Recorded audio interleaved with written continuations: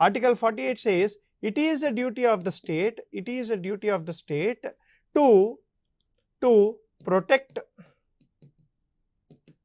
agriculture and allied activities. It is a duty of the state to protect the agriculture. వ్యవసాయము మరియు వ్యవసాయ రంగానికి రిలేటెడ్గా ఉన్న అన్నీ కూడాను ప్రొటెక్ట్ చేస్తూ, right, also take steps in prohibiting, right, slaughtering of cow.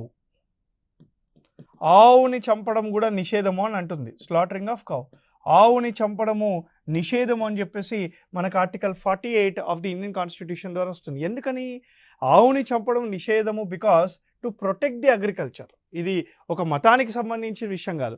అగ్రికల్చర్ని కాపాడాలంటే ఆవు మనకి చాలా ఇంపార్టెంట్ కాబట్టి సో ఆవుని చంపడం నిషేధం అని చెప్పేసి ఆర్టికల్ 48లో మనకి తీసుకొని రావడం జరిగిందనమాట.